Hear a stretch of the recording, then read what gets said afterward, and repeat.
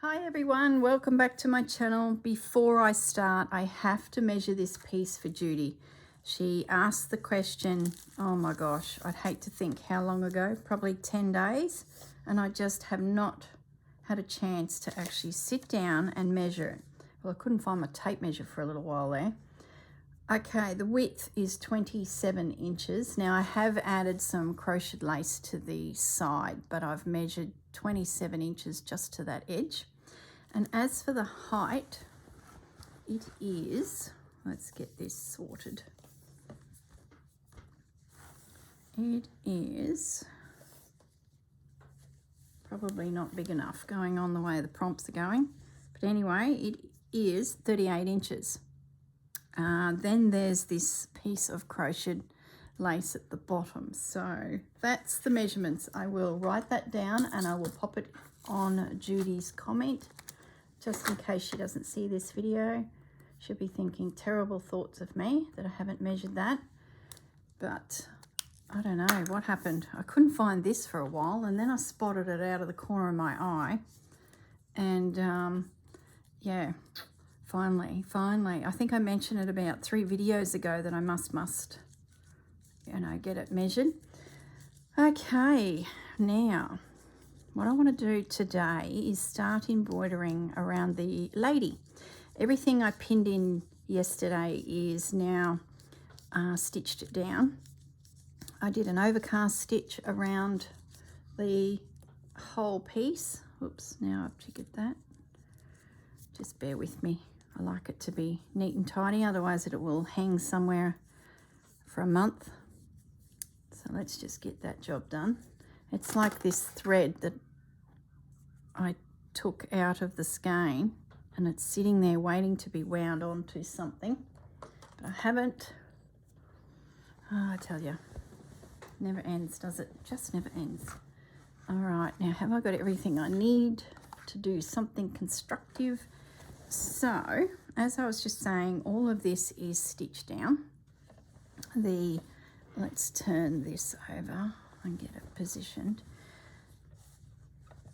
The little shed is stitched down. I haven't stitched down the sign yet. I'm still contemplating what to do with that. So at the moment, it's just pinned there. But what I thought I might do in this video is just focus on the inside here. So first thing is let's get this little dress down so I can get rid of those pins. And also I want to get down this little mixing pot. I probably could have done that off camera so that it wasn't as boring for you. But there are some newbies watching, so can't hurt to see some of these little techniques that we do to get ourselves started. So I'm just going to do this pot first because that will get, I've got to get myself positioned here so I can get my hand in here. So I'm going to turn it around a little bit. Okay, now we're off and running. So yeah, we've got a few newbies that are doing this for the first time, so they're really eagle-eyeing all of the little things we do to get our pieces to where we want them. And you sort of forget just how much goes into all of it and how many things we've learnt through our time stitching from very young ages, most of us, if you are lucky enough to have a family member that was able to show you a few tricks.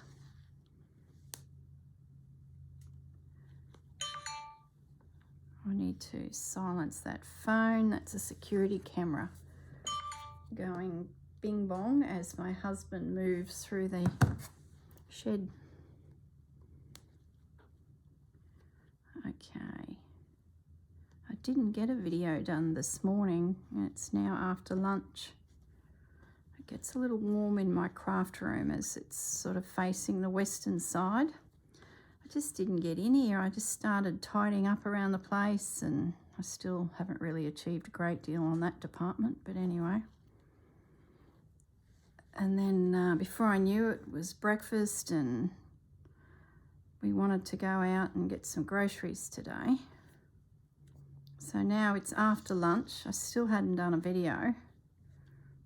So I said to my husband, I'm going to go and quickly do it. Any excuse to sit down and do some stitching. And then we're going to really get into the housework. I'm filming this Saturday. So you'll be watching it tomorrow, Sunday. So I just enjoy going into the weekend with a clean house. I just try my darndest. So I said to him, if he can get on the end of the vacuum cleaner and I'll do the bathroom, I will feel quite chuffed. So we just met a friend of ours who has the litter mate to Bandit. So Lynn has Bruce, the brother, and they've had a few play dates. You've probably heard me talking about it before. Well, we've met at the local doggy park, and Lynn has, lovely of her, has offered to babysit Bandit while we go on the cruise. So because my house sitter works full time, Pepper and Bandit tend to get up to mischief when left unsupervised. So to take the bit of pressure off myself and Gaz, and so that I can just rest knowing that they're not getting up to shenanigans like gallivanting around the countryside, Pepper and Bruce have got places to go with some friends to chill out, and Bandit is going to go, all being well, to visit Bruce. Now Bruce and Lynn have taken Bandit tonight for a practice run. So I said we met at the local dog park where we often meet and the boys have a good trollop around. And I said to Lynn, I bet you're going to return Bandit about 10 minutes after midnight tonight and say, that's it, that's enough. Because it's a lot to have, you know, 2 Australian Shepherds under the one roof. So they're home now. They're on the north side of Brisbane. And they've got home and the shenanigans are on. They're having a while of a time. They're racing through the house. Oh my goodness, could you imagine it? And Bruce is very active, where Bandit's a little bit on the lazy side. And Lynn keeps saying, I wish Bruce was like Bandit. Bandit's very relaxed. He's lazy. He'll run around for a bit and then he sits down and just watches the world go by. He's that type of dog, thank goodness. Pepper, on the other hand, wasn't until she was about 2-year-old that she actually grew a brain. And I'd say Bruce is of that sort of mentality. It'll take him a little bit to settle in and become a good dog. So at the moment he's still running amok. So I can imagine what's going on over at Lynn's place. She said they had settled down, which is good, but Bruce is jumping all over Bandit and quite excited about his visitor. And Lynn said Bandit's going to put him in his place in a minute because Bruce is trying to hump him and just is so excited. And just as I come into the craft room, a text come through and said, Anne, Bandit's just put Bruce in his place and they're now sitting quietly at her feet. So I'd say Bandit said, enough, son. Enough is enough. I've got a photo to show you too. It's pretty blooming cute. I'm going to get so sidetracked. I've got dogs on my brain. Let's get the photo. I'm sure. So there they are. That's them at Lynn's. So there's Bruce. Look at him. He's a wild cat, that boy. And there's Bandit. Very chilled. So the pair of them are sitting on the floor at Lynn's feet. So it's going to be a circus. Gosh. So it's very good of her to offer. She's put a hand up and said, I'll take Bandit. I'm like, are you sure? So she said, well, let's have a practice run. I said, that's a good idea because it's a bit tricky when I'm on a cruise boat and Mr. Bandit outstays his welcome. But yeah, we met at the dog park, like I said, and I had Bandit on the lead and Bruce walked to the car and he straight into the car, into Lynn's car. I wanted some lace to go under that, didn't I?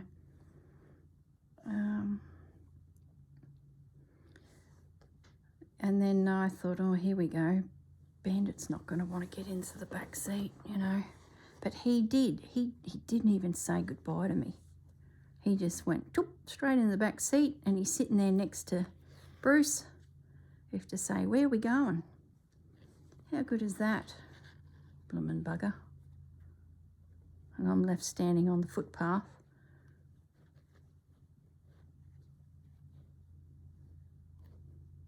Loyalty. The pair of them, I think they're coming, they'll be 12 months old in March. So she's positive it'll all work out, and she's booked Bandit in for dog grooming because the dog grooming lady that does Bruce will be coming around that time. So he's booked in for that. He'll be 1 year old while he's there, so he's due for his next needle. So Lynn's going to do that because she's a vet. So Lynn's going to sort that out. So Bandit's going to get a needle in his bum for his 1 year birthday. Oh, I tell you. What's the other thing? Oh, Lynn's dad comes around from his house to Lynn's place and he picks up Bruce and takes him for a walk every day. Well, actually, I don't think every day because she mentioned there was a dog walker that comes as well to get Bruce. Because he's been so active, she's had to put a lot of effort into his behaviour to make sure that he's, you know, occupied and doesn't pretty much destroy the house, which I think he has, mind you. There's been a few funny stories. But so the dog walker, she is booked throughout, you know, a week. And Bandit is going to go on doggy walks with this dog walker and Lynn's dad.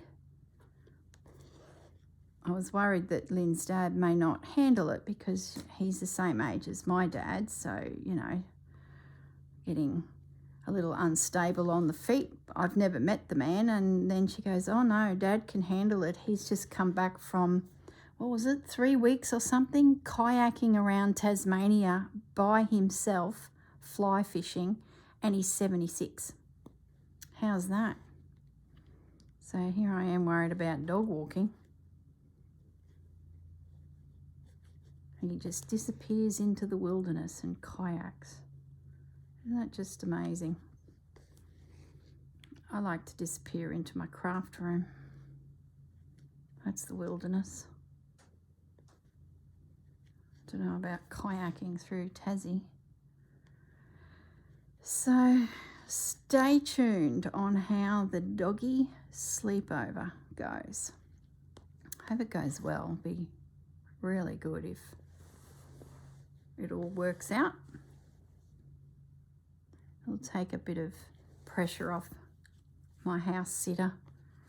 She's not constantly worrying about the dogs escaping. Well, not that it's bad, but, you know, especially if we're not around and it's quiet, you know, the house is quiet and Chelsea's at work, it can be an opportunity, especially Pepper. She's the instigator of these things. Bandit just follows. He's, like I said, a little bit on the lazy side. He's going to be more of a sit and watch guard dog, which is probably more true to their breed. They were originally for shepherds in the mountains, and they were part of the security for the sheep, warding off any wolves or predators that would come around to pick off a sheep, especially at night. But over the years, they have been bred with other working dogs and have become more of a working dog type scenario. So they can hang with cattle and sheep and, you know, work really hard for a farmer. And Bruce would be the classic working dog by the sound of it. So would Pepper. Very lean, very fast. Bandit, he's very thick set, a little bit on the lazy. He runs around for a bit, then he's pretty quick to sit down and go, yeah, that's enough, and just watch. So I would say that, yeah, Bruce is probably more of a generational Aussie Shepherd, Australian Shepherd, where Bandit's probably more of the Swiss Alps or Burmese Alps, wherever it was they were all from way back when. So that's what I've been doing today. I've been to the dog park, got some groceries done, really need to do some cloning.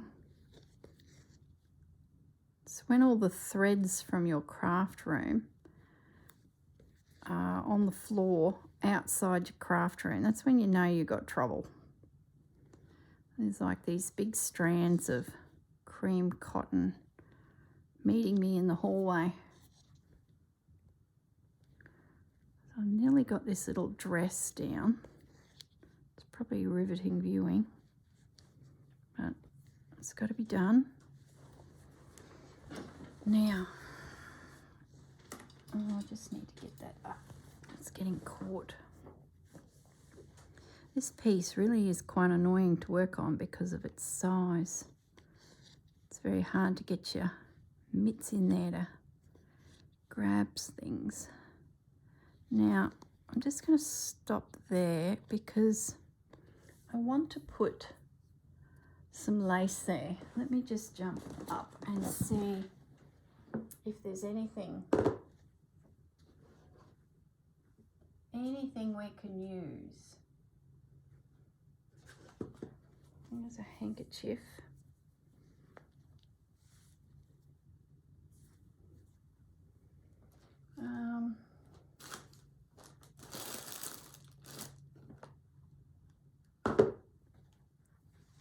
Where's my scraps? Sorry, guys.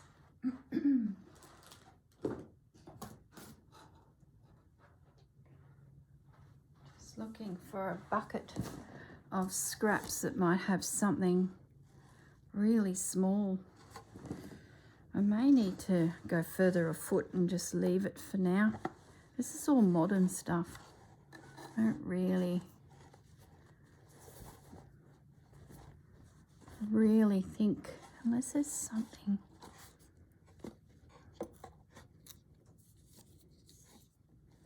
Where is she? That's quite pretty. No, I think it needs to be small. Like, I'd love a little crocheted edge. There's nothing in there. Yeah, I'd love a really small crocheted edge from maybe a hanky or a doily.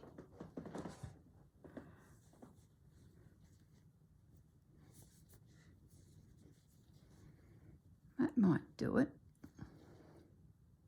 Where's the edge start?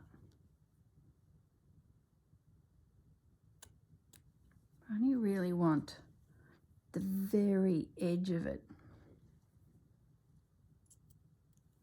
Hope that's the right size that I just cut. I've been nibbling away at this doily quite some time because the whole corner's missing. All of that. Its little shapes are gone. So let's see. Excuse me. Let's see what we can do here.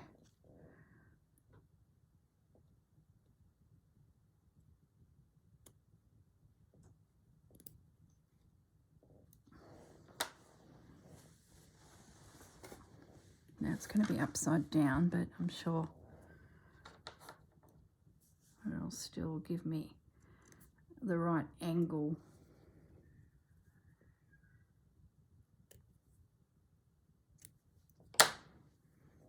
To bring this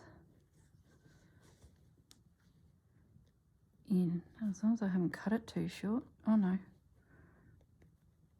So it's just a case of tuck that under there. Yep, that's going to work. Just need to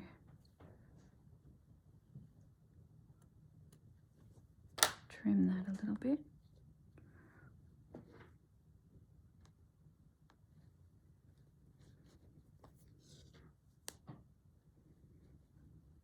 Concentrating.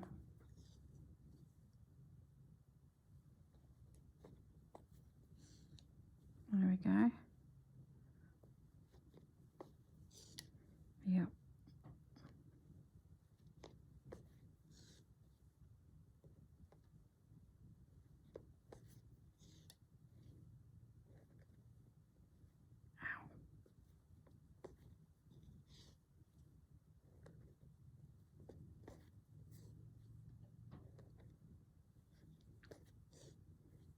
Beautiful. It's just a case of just catching it. Oh, I knew that thread would come out of that needle. I'm using a very fine beading needle too, which is really not the right needle, but there's so many layers here. I wanted a really sharp needle just to slice through, catching all of that elements that I had to stitch down.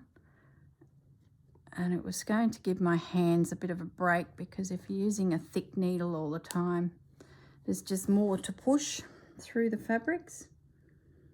But if you're doing a lot, you've got to protect yourself, because this would just go straight through my finger. Not to mention it can go straight in under a fingernail or my finger at the other end, because it's super sharp. But boy, it makes a difference when you've got to do a heap of invisible stitch or overcast stitch and you've got layers. So it's sort of, do you give your hands a break from pushing a thick needle through and use one of these, or do you risk jabbing yourself with an extremely sharp, fine needle? Sort of, you can't win, can you? Okay. So that's my little dress down. I'm going to put that needle away now. With a little skirt, little petticoat underneath. Yeah, lovely. So, now, where's my threads?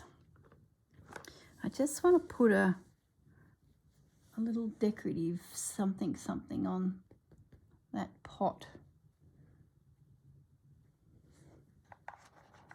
Just looking at the threads. No, I don't want blue. There's no real blue in this. I need to stay in the tones, don't I?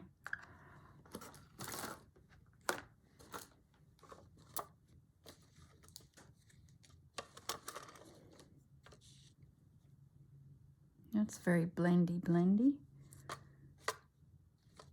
So I bring a little bit of green in there. No, it disappears. Pink. I think it's got to be... I think I'm going to use this. It's not very exciting, but can't be exciting when every colour in your piece is pinks and greens. Can't be picking up random blue threads when you be breaking the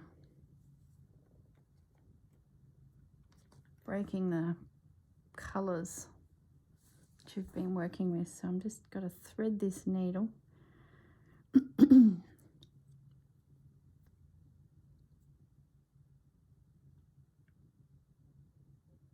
Come on.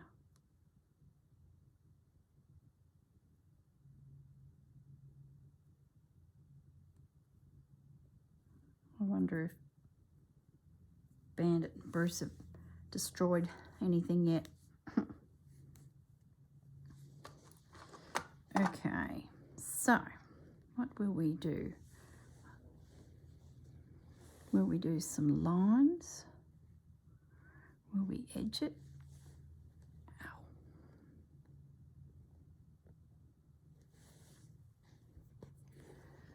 Will we overcast stitch?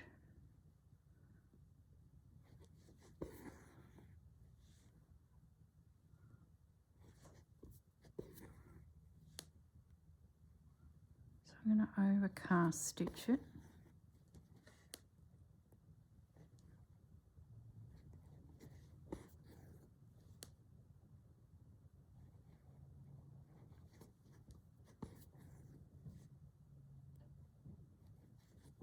Then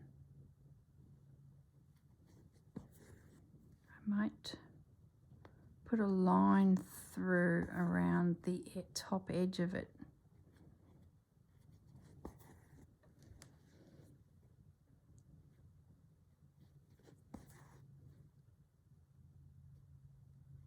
Just as a bit of a feature to it. And then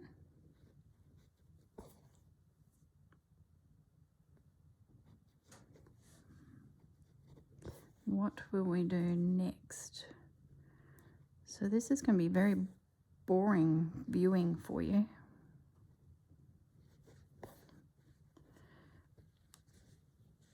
Those stitches look terrible. I've started going at an angle there. So I'm just going to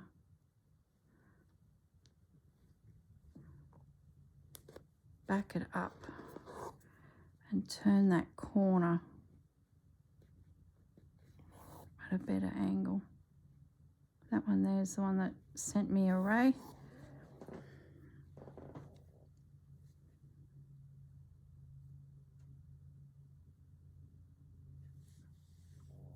Goodness me, my needle is just not got a good eye. This one is as thick as a crowbar, so that'll be annoying. Where's all my good needle? There he is. Oh, goodness me.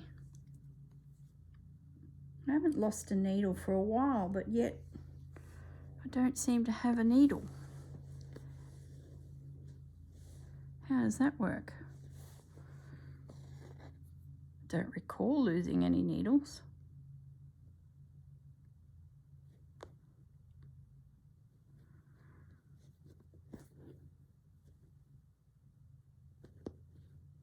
Just trying to get my stitch a little straight. That's better.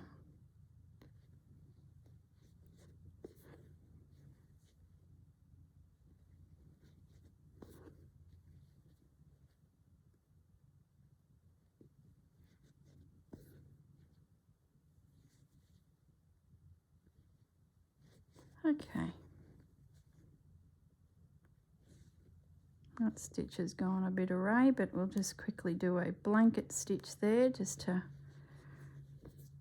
pin it out to that edge. And now we're coming along the other edge for her little mixing pot.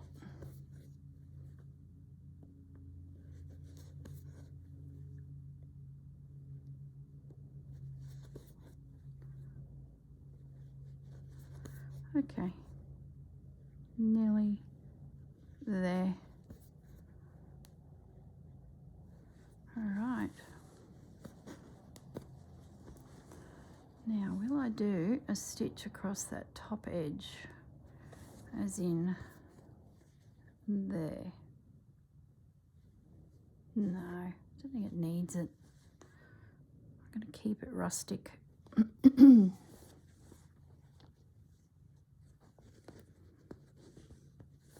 Nice big pot to mix all your garden bed soil in, or your potting mix in, and your fertiliser, and then from there you decant it out. Is how it works, I believe. That's how it used to work in my parents' potting shed. Okay. Now, I'm thinking the table will be this chocolate thread. And I'm thinking I might couch it down, and I'm going to do it before I do everything on the table. Now, if only I'd taken some time to sort this out, I wouldn't be looking at this mess about now, looking for an end. By Jingoes. There we go. I'm using so much of it. By the time I get to it to wind it, it'll be all gone. So what I'm thinking, to get some reasonably straight shapes for the table, the potting table, I need to go across, and then I thought I could stitch over. So I've got to get the table across in front of her. Or do I find, oh, I wonder how this would look. Just bear with me, I'm going to try a few things. And maybe get some threads across. And then come back and stitch over it. This is a bit of a Jessie Chorley thing I'm doing here. It's still couching, but you get your layers of threads down first to get a bit of thickness, a bit of bulk. Now, you could just find a nice thick thread as well, but this is another way of doing it, is building up the foundation and then stitching over the top of it. It's very awkward trying to do this and film, let me tell you. Hope it's straight. Okay, so I've got 4 strands there. Now I'm just going to end that off.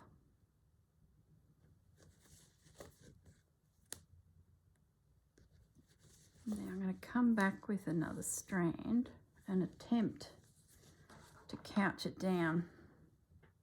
It'll either look brilliant or it won't. We'll give it a go.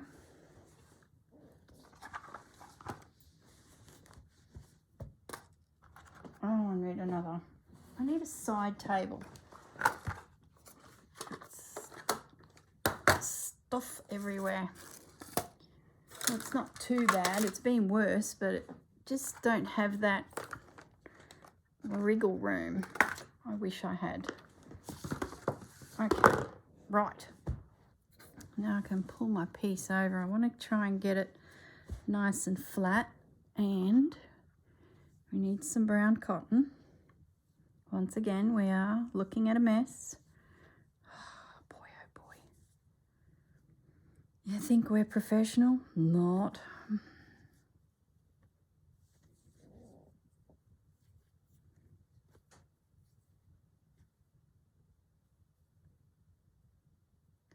Sorry, guys.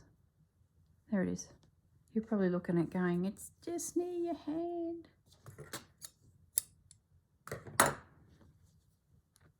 Okay, so what I'm going to try and do is couch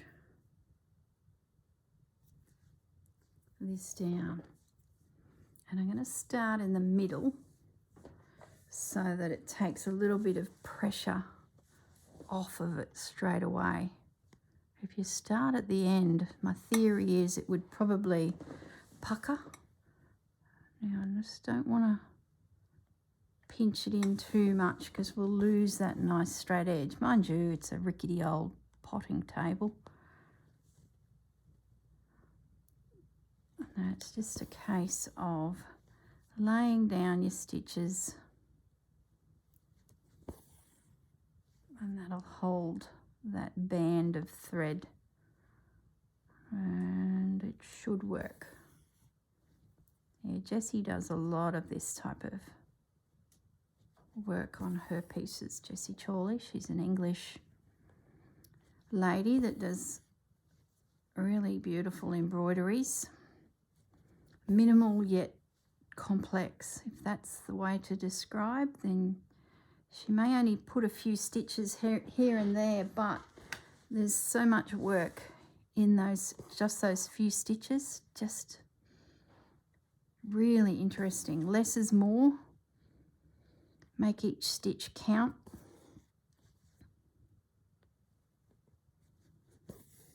There we go.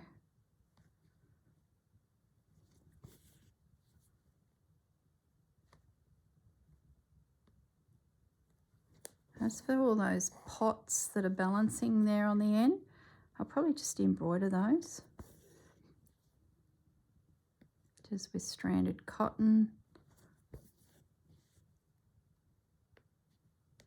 There we go. One wooden table. Being that my thread is down this end here, let's have a think about the underneath part of this table, where the leg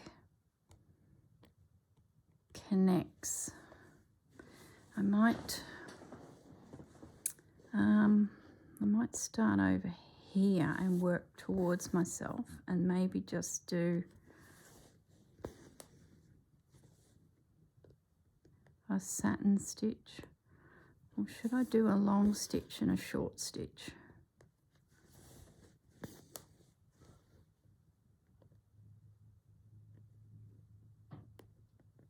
I sort of feel like I'm going to satin stitch it, I think. Now I've got myself in a pickle. Oh, goodness me. I could long stitch and short stitch, but I think I'm going to try and make it more look like a block of timber. So the satin stitch will lend itself to that a little more, I think.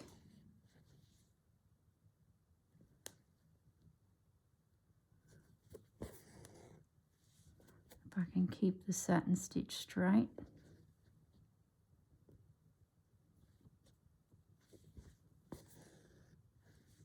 Yep, I like that. Then there's another little rectangle underneath that. I might do that lengthways.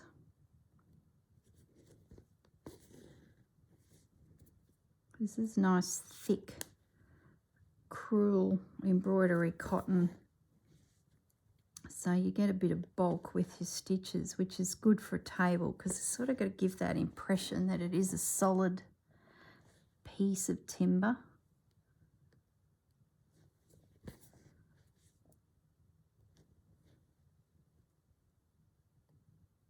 Yep.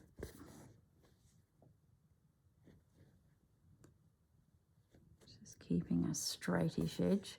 I will come across with stitches at the bottom there on that little piece of timber that's next, and that'll disguise the fact that my edge probably isn't as straight as it could be. I've actually taken my glasses off too to help me see a little better. Hope you guys are getting a good view. Should check, hey, put my glasses back on. Yep.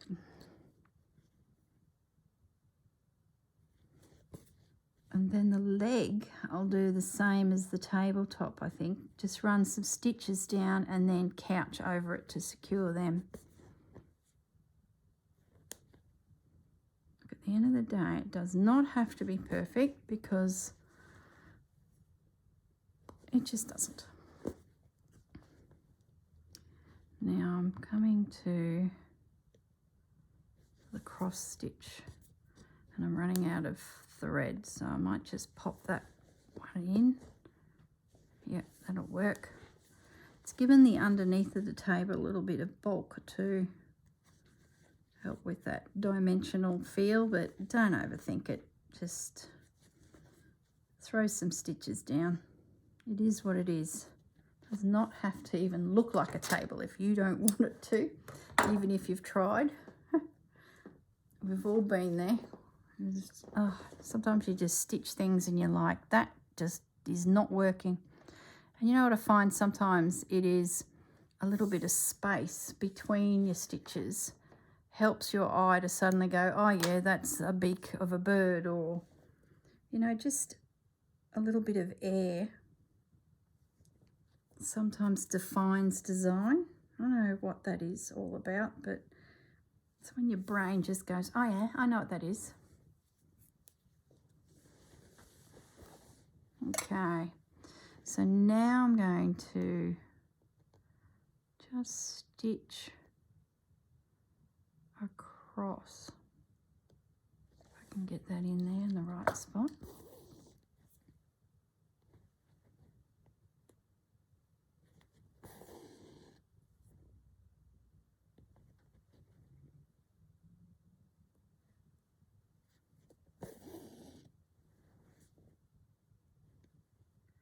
One turned leg potting table. Whoop, that stitch is out too far. See, I was getting a bit cocky and I jiggered it up because it's such a different colour to the background. It's really obvious when your stitch is not quite right. So just stop and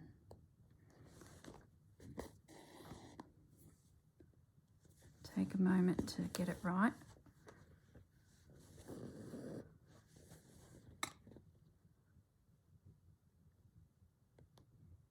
Okay, I think that's probably as far as I want to go with that. So then, once again, same principle.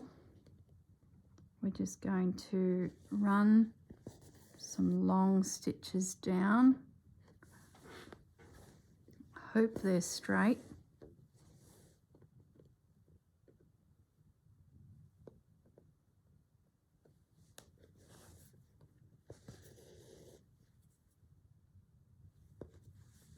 There's probably a few different ways you could have done. I could have done this table.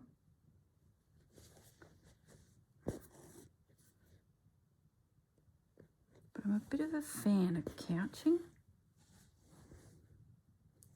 I think we could come up again.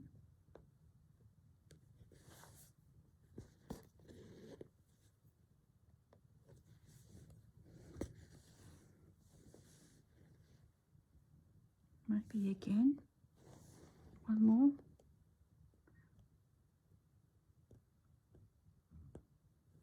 Can have some decent chunky legs. And then I might end it and get a brand new piece of cotton.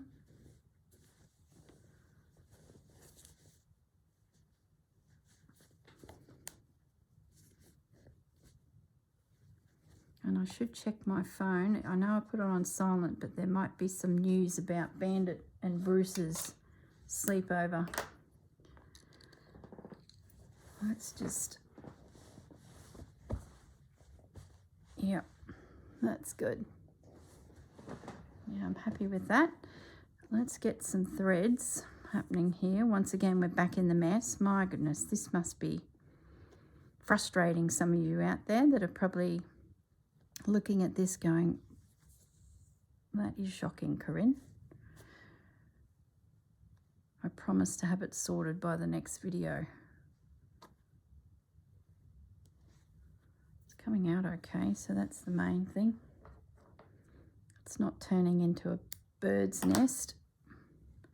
While I've got that end, I'm just going to have it hang out a little over there. Thread my needle and we'll couch it down. We're coming up to the hour. Look, where does the time go? Oh my goodness, I'll tell you.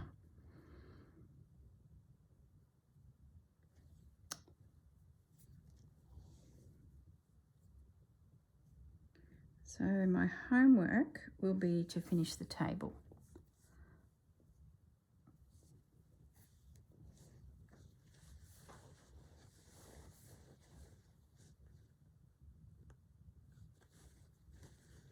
let's get this. I should really have started in the middle, but it is only a small distance I need to travel, so I'm just going to try and keep some tension on that leg and whip that down, or couch it down.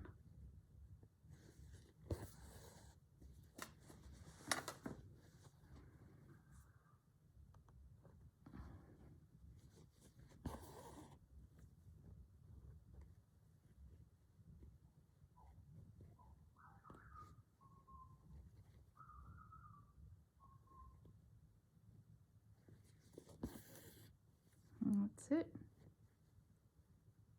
It is a little distorted, the shape, but I'm okay with that.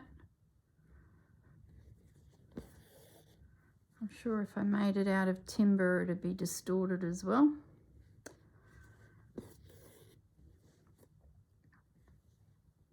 Lovely. It's given the leg a bit of a feature having that stitch going down it, which is good.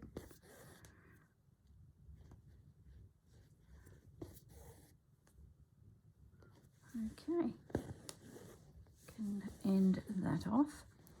Looking forward to doing the plants because there'll be some foliage up around her feet and that'll be a bit of fun. I've got enough thread here to finish that table, so I'm going to work towards myself and just finish the tabletop off.